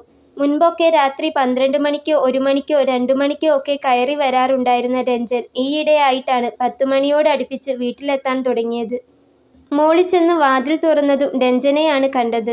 മോളിയുടെ മുഖത്ത് എന്തോ ഒരു പരിഭ്രമം ഉള്ളതുപോലെ തോന്നിയതുകൊണ്ടായിരിക്കണം വാതിൽ തുറന്നതും രഞ്ജൻ അവളോട് ചോദിച്ചു. എന്തുപറ്റി? അത് സാർ, മീനാക്ഷി മേഡത്തിന് വയ്യ. വയറുവേദന എടുത്തിട്ട് കരയുകയാണ്. ബ്ലീഡിംഗ് ഉണ്ടെന്നാണ് പറഞ്ഞത്. ഞാൻ അരുന്ധതി മേഡത്തിനെ വിളിക്കാൻ പോവുകയായിരുന്നു. അത് കേട്ടതും രഞ്ജൻ്റെ മുഖം പെട്ടെന്ന് മാറി. അവൻ പിന്നെ മോളിയോട് ഒന്നും ചോദിക്കാൻ നിൽക്കാതെ പെട്ടെന്ന് തന്നെ മീനാക്ഷിയുടെ റൂമിലേക്ക് ഓടിച്ചെന്നു. മീനാക്ഷി അപ്പോൾ വയർ പൊത്തിപ്പിടിച്ച് കട്ടിലിൽ ഇരുന്ന് വേദന കൊണ്ട് പുളഞ്ഞു കരയുകയായിരുന്നു. പ്രതീക്ഷിക്കാതെ രഞ്ജൻ മുറിയിലേക്ക് കയറി വന്നതു മീനാക്ഷി അവളുടെ ഉണ്ട കണ്ണുകൊണ്ട് അവനെ ഒന്ന് നോക്കി. വെള്ള ഷർട്ടും ജീൻസുമാണ് രഞ്ജൻ്റെ വേഷം. വെളുത്ത മുഖത്ത് മെഴുക്ക് ഊറിക്കിടക്കുന്നു. ട്യൂബിൻ്റെ വെളിച്ചം കൂടെ ആയപ്പോൾ എന്നത്തേതിലും കൂടുതൽ ഭംഗി രഞ്ജൻ അപ്പോൾ ഉണ്ടായിരുന്നു. രഞ്ജൻ്റെ ആ വരവ് മീനാക്ഷി ഒട്ടും പ്രതീക്ഷിക്കാത്തതായിരുന്നു. കയറി വന്ന ഉടൻ അവൻ മീനാക്ഷിയെ ആകെ ഒന്ന് നോക്കി. എന്ത് ചെയ്യണമെന്ന് അറിയാത്ത ഒരു അവസ്ഥയായിരുന്നു രഞ്ജൻ അപ്പോൾ. എന്തു പറ്റി, നല്ല വേദനയുണ്ടോ? രഞ്ജൻ അവളോട് ചോദിച്ചു. ആ ചോദ്യവും അവൾ ഒട്ടും പ്രതീക്ഷിക്കാത്തതായിരുന്നു. വല്ലാതെ വേദനിക്കുന്നു, അവൾ കരഞ്ഞുകൊണ്ട് അവനോട് പറഞ്ഞു. ഏയ് പേടിക്കണ്ട, ഒന്നും ഉണ്ടാവില്ല. ഡോക്ടറെ വിളിച്ച് ഇങ്ങ് എത്തുമ്പോഴേക്കും വൈകും. നമുക്ക് ഹോസ്പിറ്റലിലേക്ക് പോകാം, രഞ്ജൻ അവളെ നോക്കി പറഞ്ഞു. സർ, ഞാൻ അരുന്ധതി മാഡത്തിനെ വിളിച്ചിരുന്നു. മാഡം വിമല ഡോക്ടറോട് ഇങ്ങോട്ട് വരാൻ പറയാം എന്ന് പറഞ്ഞു. ജോലിക്കാരി മോളി അത് പറഞ്ഞെങ്കിലും രഞ്ജൻ ആ ഭാഗമേ മൈൻഡ് ചെയ്തില്ല. രഞ്ജൻ അപ്പോഴേക്കും മീനാക്ഷിയെ താങ്ങി പിടിച്ചു കഴിഞ്ഞിരുന്നു. അവൻ തോളിലും കൈയിലും താങ്ങി പിടിച്ചപ്പോൾ മീനാക്ഷി കരഞ്ഞുകൊണ്ട് അവൻ്റെ കണ്ണിലേക്കൊന്ന് നോക്കി. അവൾക്ക് വേദന കൊണ്ട് ഒരടി പോലും മുന്നോട്ട് നടക്കാൻ കഴിയുന്നുണ്ടായിരുന്നില്ല. നടക്കാൻ കഴിയുന്നില്ലേ? രഞ്ജൻ മീനാക്ഷിയോട് ചോദിച്ചു. ഇല്ലെന്നവൾ കരഞ്ഞുകൊണ്ട് തലയാട്ടി. ഏയ് സാരമില്ല, പേടിക്കണ്ട. നടക്കാൻ ബുദ്ധിമുട്ടുണ്ടെങ്കിൽ ഞാൻ എടുത്തോളാം. രഞ്ജൻ അത് പറഞ്ഞപ്പോഴേക്കും മീനാക്ഷിയുടെ കണ്ണിൽ നിന്ന് കണ്ണുനീർ വലിയ തുള്ളികളായി ഒഴുകിയിരുന്നു. ഒന്നുമില്ലടാ, നമ്മളിപ്പോൾ അങ്ങ് ഹോസ്പിറ്റലിലെത്തും, രഞ്ജൻ അവളെ സമാധാനിപ്പിക്കാൻ എന്ന പോലെ പറഞ്ഞു. അപ്പോഴാണ് അവളുടെ ഡ്രസ്സിൽ നിന്ന് ബെഡിലേക്ക് പടർന്നിരുന്ന നേരിയ ചോരക്കറ രഞ്ജൻ കണ്ടത്. അതുകൂടെ കണ്ടപ്പോഴേക്കും പിന്നെ ഒന്നും നോക്കാതെ അവൻ അവൻ്റെ 2 കൈയിലും അവളെ വാരിയെടുത്തു. എന്നിട്ട് അവളെയും കൊണ്ട് ഉമ്മറവാതിൽ കടന്ന് കാറിനടുത്തേക്ക് ഓടിച്ചെന്നു. വേഗത്തിൽ കാറിൻ്റെ ഡോർ തുറന്ന് അവളെ മുൻസീറ്റിലിരുത്തി. പിന്നാലെ ധൃതിപ്പെട്ടുകൊണ്ട് അവനും കാറിൽ കയറി. ശേഷം മീനാക്ഷിക്ക് സീറ്റ് ബെൽറ്റ് ഇട്ടുകൊടുത്തു. അവൾ അപ്പോഴും വയറിൽ പിടിച്ച് വിതുമ്പുന്നുണ്ടായിരുന്നു. പേടിക്കണ്ട, ഇപ്പോൾ എത്തും, രഞ്ജൻ അവളുടെ മുഖത്തേക്ക് നോക്കി പറഞ്ഞു. അവൻ വേഗത്തിൽ കാർ പായിച്ചു. ഡ്രൈവിങ്ങിനിടയിൽ മീനാക്ഷി അറിയാതെ ഒന്ന് രഞ്ജനെ നോക്കിപ്പോയപ്പോൾ അവൻ്റെ മുഖത്ത് വല്ലാത്ത ടെൻഷൻ ഉണ്ടെന്ന് അവൾക്ക് തോന്നി. ബ്ലീഡിംഗ് കണ്ടതുകൊണ്ട് തന്നെ അതിലേറെ ടെൻഷൻ അവൾക്കുമുണ്ടായിരുന്നു. പെട്ടെന്ന് തന്നെ കാർ ഹോസ്പിറ്റലിൽ എത്തി. രഞ്ജൻ കാറിൽ നിന്നിറങ്ങി അറ്റൻഡറോട് കാര്യം പറഞ്ഞപ്പോൾ അവർ സ്ട്രെച്ചറുമായി ഓടിയെത്തി. രഞ്ജൻ ഡോർ തുറന്ന് സീറ്റ് ബെൽറ്റ് ഊരി മീനാക്ഷി അവൻ്റെ 2 കൈയിലും കോരിയെടുത്ത് സ്ട്രെച്ചറിൽ കിടത്തി. അറ്റൻഡറോടൊപ്പം രഞ്ജനും ഉള്ളിലേക്കോടി. എമർജൻസി ഗൈനക്കോളജി ഡിപ്പാർട്ട്മെൻറ്റിലേക്കാണ് അവർ മീനാക്ഷിയെ കൊണ്ടുപോയത്. രഞ്ജൻ അവിടെ പുറത്തെ കസേരയിൽ ഇരുന്നു. തല മുകളിലേക്കാക്കി വെച്ച് ഒരു ദീർഘശ്വാസം എടുത്തുകൊണ്ട് അവൻ അങ്ങനെ ഇരുന്നു. അപ്പോഴാണ് അവൻ്റെ ഫോൺ റിങ് ചെയ്തത്. അവൻ ഫോൺ എടുത്തു നോക്കി. മോളി കാര്യം പറഞ്ഞത് പ്രകാരം ദുബായിൽ നിന്ന് അമ്മയുടെ കോളാണ്. അറ്റൻഡ് ചെയ്യണമോ വേണ്ടയോ എന്ന് അവനൊന്ന് സംശയിച്ചു. വീണ്ടും വീണ്ടും കോൾ വന്നുകൊണ്ടിരുന്നപ്പോൾ അവൻ അറ്റൻഡ് ചെയ്തു. ഹലോ രഞ്ജൻ, മോളി വിളിച്ചിരുന്നു. എന്താ കുട്ടിക്ക് പറ്റിയത്? അപ്പുറത്ത് നിന്ന് അമ്മ വെപ്രാളത്തിലായിരുന്നു. അറിയില്ല, ബ്ലീഡിംഗ് ഉണ്ടെന്ന് പറഞ്ഞു. വീട്ടിലേക്ക് ഡോക്ടർ വരാൻ കാത്തുനിന്നാൽ വൈകും. ഞാൻ ഇങ്ങോട്ട് ഹോസ്പിറ്റലിലേക്ക് കൊണ്ടുവന്നു. എന്നിട്ട് ഡോക്ടർ എന്തു പറഞ്ഞു? അമ്മ വീണ്ടും ചോദിച്ചു. നോക്കിക്കൊണ്ടിരിക്കുകയാണ്, മറ്റൊന്നും അറിയില്ല. എന്തെങ്കിലും എമർജൻസി ഉണ്ടെങ്കിൽ വിളിക്കണേ മോനെ, ഞാൻ വിമലയെയും ഇടയ്ക്ക് വിളിച്ചോളാം, അരുന്ധതി മാഡം പറഞ്ഞപ്പോൾ രഞ്ജൻ ശരിയെന്ന് പറഞ്ഞു കോൾ കട്ട് ചെയ്തു.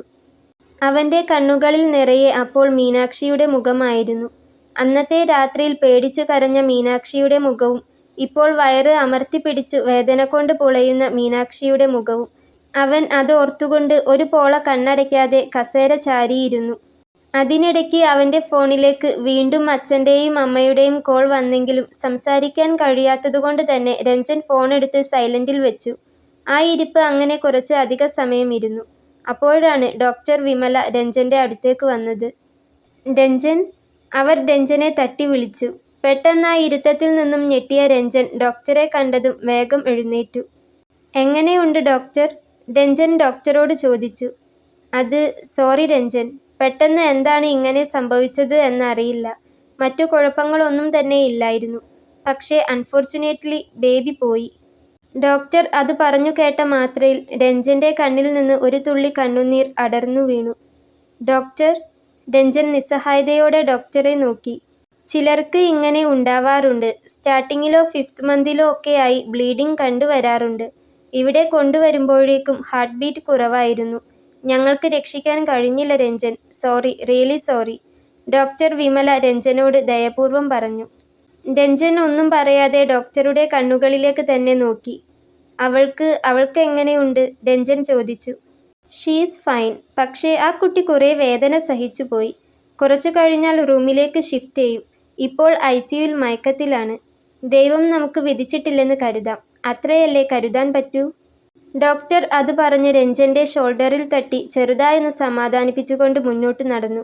രഞ്ജൻ വീണ്ടും കസേരയിലേക്ക് തന്നെ ഇരുന്നു.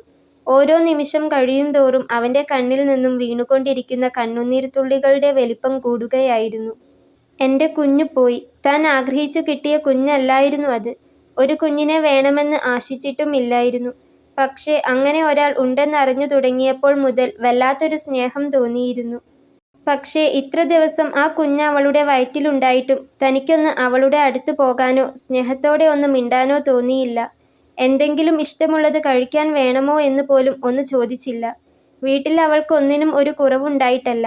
എല്ലാം ചെയ്തു കൊടുക്കാൻ അമ്മയും അച്ഛനും സെർവൻസും ഉണ്ടായിരുന്നു. പക്ഷേ ആ കുഞ്ഞിന്റെ അവകാശി എന്ന നിലയിൽ ഞാൻ എന്ന ഒരാൾ ആ കുഞ്ഞിനോട് കാണിക്കേണ്ട നീതി കാണിച്ചില്ലല്ലോ എന്ന ഒരു തോന്നൽ അവനെ വല്ലാതെ സങ്കടപ്പെടുത്തി.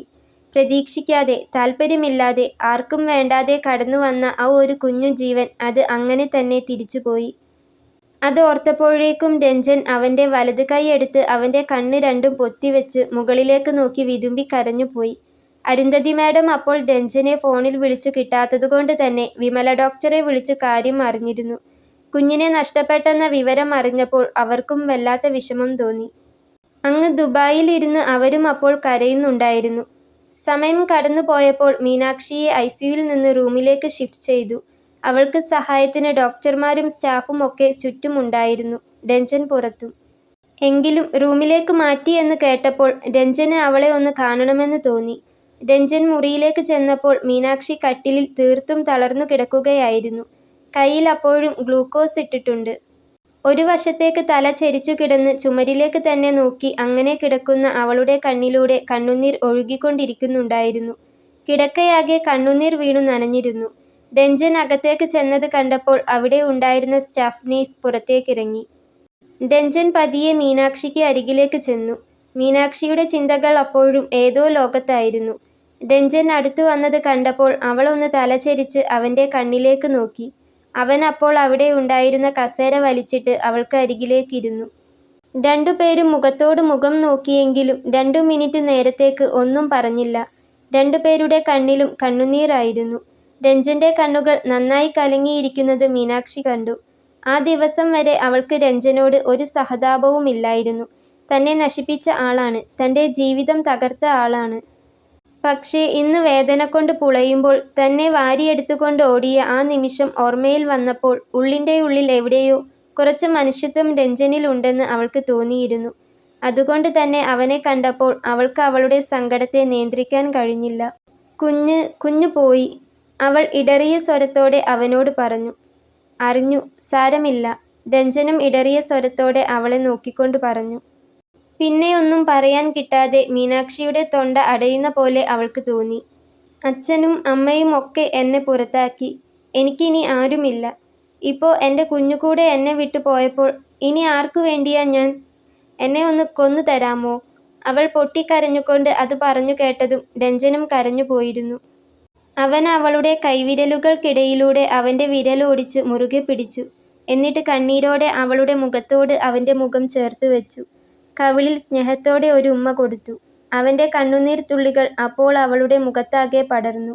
എന്നിട്ട് അവളുടെ മുഖത്തോട് അവൻ്റെ മുഖം ഉരസിക്കൊണ്ട് പറഞ്ഞു, കരയരുത്, ഞാൻ കാരണമല്ലേ ആരുമില്ലാതായത്. ഞാനുണ്ട് കൂടെ, ഞാനുണ്ടാകും. അവൻ അത് പറഞ്ഞുകൊണ്ട് അവളെ വീണ്ടും ഉമ്മ വെച്ചു. അത്രമേൽ വിഷമം കടിച്ചമർത്തി അവൾ കടന്നുപോയ വേദനിക്കുന്ന ദിവസങ്ങളുടെ അവസാനമെന്നോണം രഞ്ജന്റെ ആ ചേർത്തുപിടിത്തം അവൾക്ക് ലഭിച്ചപ്പോൾ അവൾ ആകെ വിങ്ങിപ്പൊട്ടുകയായിരുന്നു. അതുകൊണ്ടു തന്നെ വേദനിപ്പിച്ചതിൻ്റെയും നോവിച്ചതിൻ്റെയും ജീവിതം നശിപ്പിച്ചതിൻ്റെയും എല്ലാ ദേഷ്യത്തിൻ്റെയും അപ്പുറത്ത് അപ്പോൾ കിട്ടിയ അവൻ്റെ ചേർത്തുപിടുത്തം അവൾക്ക് എത്രയോ ആശ്വാസമായി തോന്നി. അവനോടുള്ള വെറുപ്പ് ഒട്ടും ഇല്ലാതായി പോകുന്ന പോലെ. കുറച്ചു സമയം അവർ രണ്ടുപേരും അങ്ങനെ മുഖത്തോട് മുഖം ചേർന്ന് പൊട്ടിക്കരഞ്ഞു. പിന്നെ രഞ്ജൻ അവളിൽ നിന്ന് മുഖം അടർത്തി എണീറ്റുകൊണ്ട് അവൻ്റെ കണ്ണുനീർ തുടച്ചു.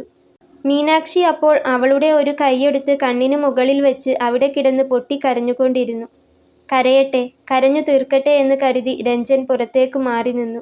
ഇനിയും അവിടെ നിന്നു കഴിഞ്ഞാൽ അവന് തന്നെ അവനെ കൺട്രോൾ ചെയ്യാൻ കഴിയാത്ത സ്ഥിതി വരുമെന്ന് അവന് തോന്നി. രാത്രിയിൽ അവൾക്ക് കഞ്ഞി കൊടുക്കാമെന്ന് ഡോക്ടർ പറഞ്ഞത് പ്രകാരം രഞ്ജൻ അവൾക്കുള്ള കഞ്ഞിയുമായി വീണ്ടും മുറിയിലെത്തി. അവൻ അത് സ്റ്റാഫിന്റെ കയ്യിൽ ഏൽപ്പിച്ചു. സ്റ്റാഫ് അവളെ കഞ്ഞി കുടിപ്പിക്കാൻ നോക്കിയെങ്കിലും മീനാക്ഷി കുടിക്കാൻ കൂട്ടാക്കിയില്ല.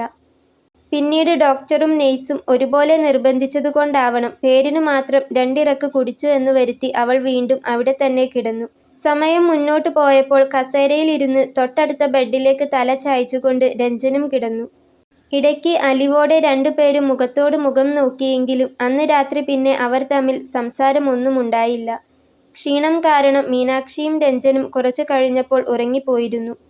പുലർച്ചെ മീനാക്ഷിയെ നോക്കാനായി ഡോക്ടറും നേഴ്സും റൂമിലേക്ക് വന്നപ്പോഴാണ് രഞ്ജനും മീനാക്ഷിയും ഉറക്കത്തിൽ നിന്നുണർന്നത്.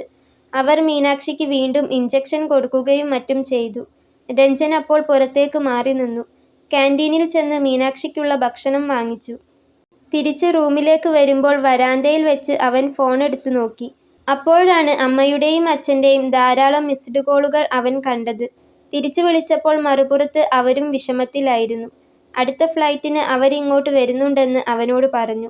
അത് പറഞ്ഞ ശേഷം അവർ ഫോൺ കട്ടാക്കിയതും രഞ്ജൻ റൂമിലേക്ക് ചെന്നു.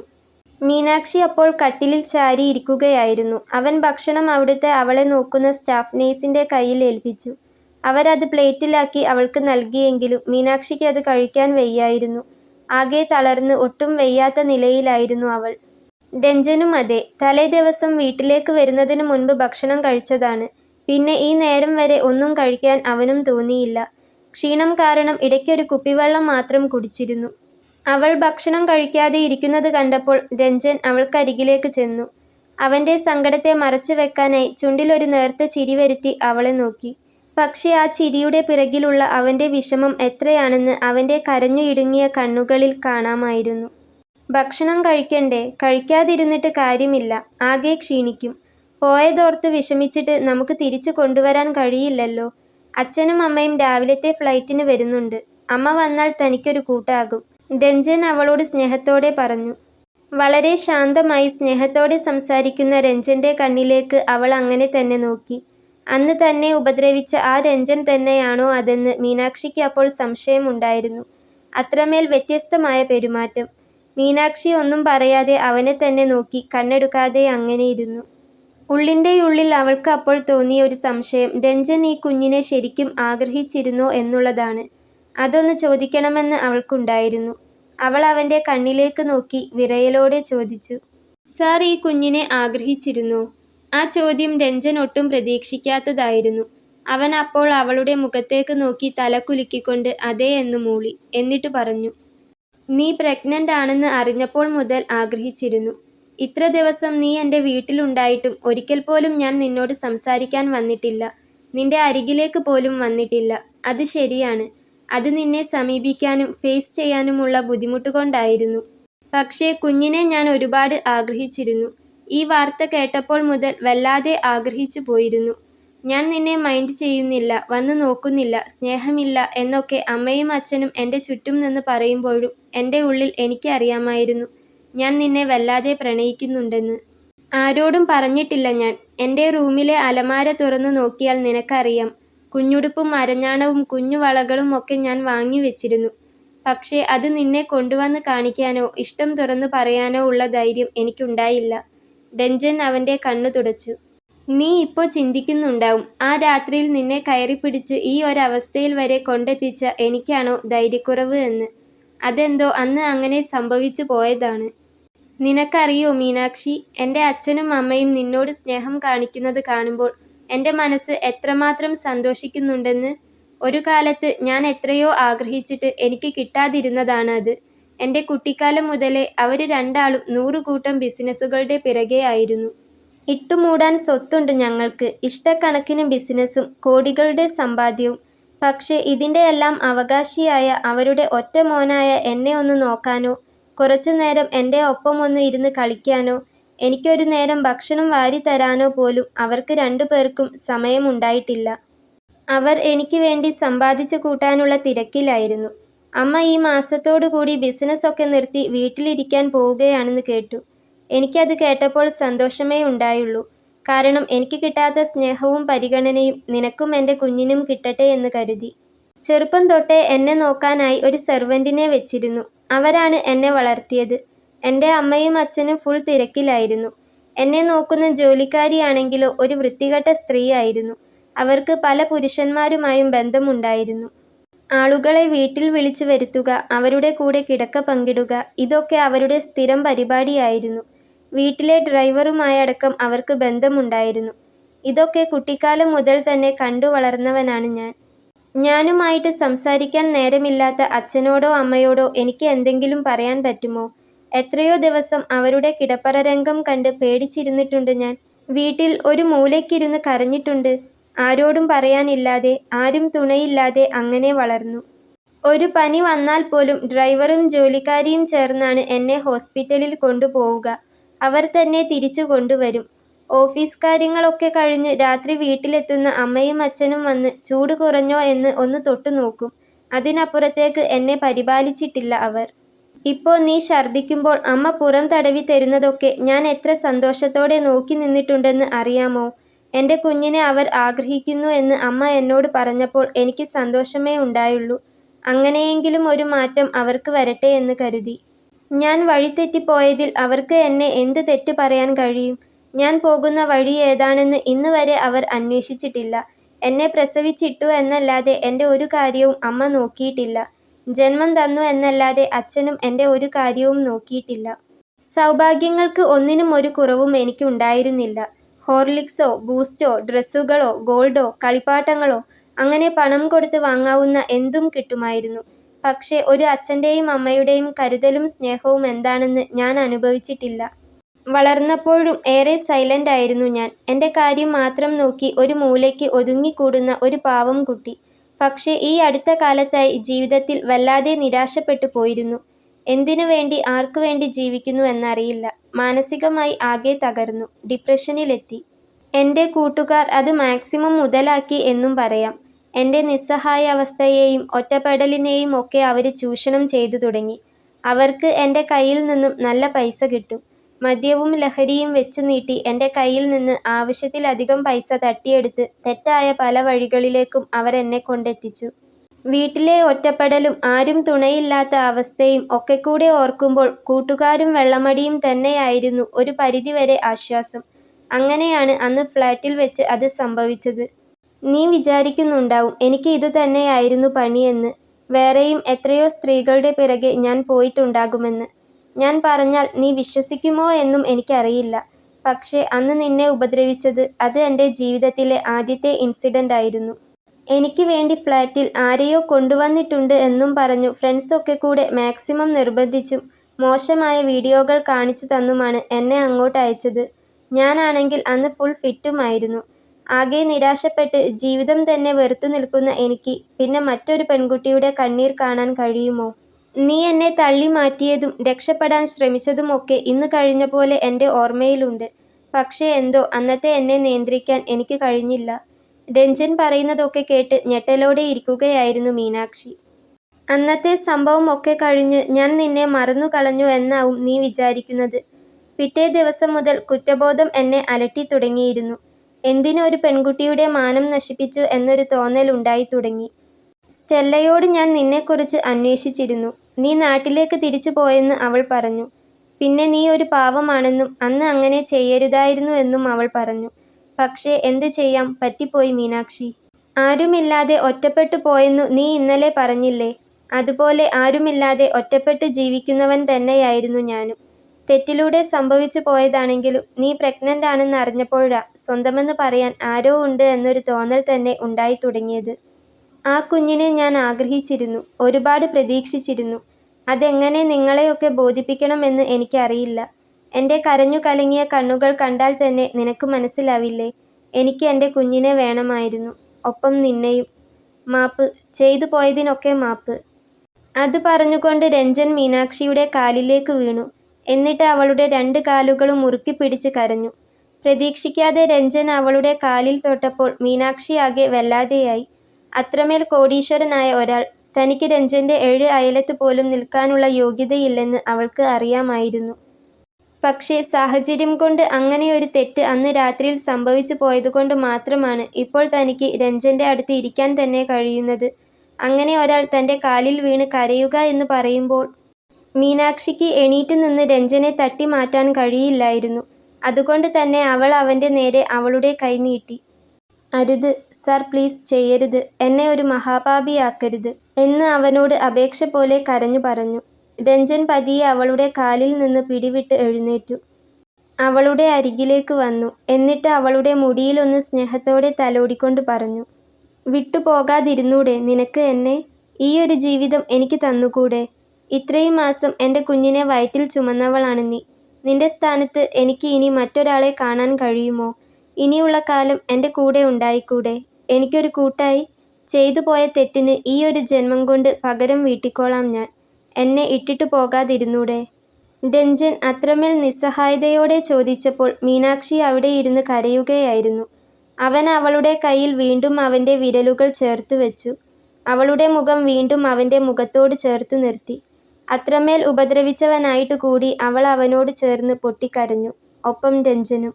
ശേഷം അവൻ മുഖമുയർത്തി അവളുടെ മുടിയിൽ തഴുകിക്കൊണ്ട് അവളുടെ മുഖത്തേക്ക് നോക്കി. എന്നിട്ട് പറഞ്ഞു, "ഞാൻ കാരണമാണ് നിന്റെ അച്ഛനും അമ്മയും ഒക്കെ നിന്നെ ഉപേക്ഷിച്ചത്. എനിക്കറിയാം. നാടും വീടും വീട്ടുകാരും ഒക്കെ നഷ്ടപ്പെടുത്തിയത് ഞാനാണ്. അതുകൊണ്ട് തന്നെ നമുക്കൊരുമിച്ച് ജീവിക്കാം. അവരൊക്കെ നിന്നെ സ്നേഹിക്കുന്ന ഒരു കാലം വരും. അവരെയൊക്കെ തിരിച്ചു കൊണ്ടുവരാൻ നമുക്ക് ശ്രമിക്കാം. എന്നും ഞാനുണ്ടാകും കൂടെ." രഞ്ജൻ അത് പറഞ്ഞപ്പോൾ മീനാക്ഷി അവൻ്റെ കണ്ണുകളിലേക്ക് നോക്കി. എന്നിട്ട് പറഞ്ഞു, "വേണ്ട. എൻ്റെ പ്രാണനേക്കാൾ ഏറെ അച്ഛനെയും അമ്മയെയും സ്നേഹിച്ചവളാണ് ഞാൻ. അവരെന്നെ സ്നേഹിച്ചതിൻ്റെയും നോക്കിയതിൻ്റെയും എനിക്ക് വേണ്ടി ചിലവാക്കിയതിൻ്റെയും ഒക്കെ കണക്ക് പറയുമ്പോൾ അച്ഛനും അമ്മയ്ക്കും വേണ്ടി മാത്രം ജീവിച്ച എനിക്കും കണക്കുകൾ ഒരുപാട് പറയാനുണ്ട്.